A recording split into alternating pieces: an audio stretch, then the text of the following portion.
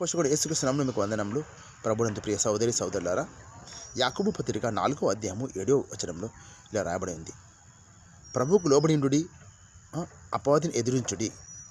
ఈ రెండు, ప్రభువుకు లోబడి ఉండాలా, అప్పుడు అపవాదిని ఎదిరించాలా, అప్పుడు అపవాది మన ఎదురండి పోతాడు. కావున ఈ క్రియలు మనం చేయాలంటే వాక్యం తెలిసి ఉండాలి, ప్రభు ఏంటో తెలిసి ఉండాలి. అప్పుడే ప్రభువుకు లోబడి ఉండగలుగుతాము, అపవాదిని ఎదిరించగలుగుతాము. ప్రభువుకు లోబడి ఉండి అపవాదిని ఎదిరించకుంటే ఎలా మరి? ప్రభు అధికారం ఇచ్చాడు, అది వాడుకోమని. భూలోకంలోనూ పరలోకంలోనూ మీరు ఏది విప్పితే అది విప్పబడుతుంది, ఏది మూస్తే అది మూయబడుతుంది. ప్రభు అధికారం ఇచ్చాడు. కావున మీ అధికారంతో ఆజ్ఞాపించండి, అది పోతుంది. అది ఎప్పుడు జరుగుతుంది? మీరు వాక్యాన్ని గ్రహించినప్పుడు, అనగా దేవుని అర్థం చేసుకొని ఆయన చిత్త ప్రకారం జీవించినప్పుడు, ఆయన లోబడి ఉన్నప్పుడే. కావున అనుదినము వాక్య ధ్యానంతో, ప్రార్థనతో మీ ఆత్మను మీరు శుద్ధి చేసుకొని ఆయన రాజ్యం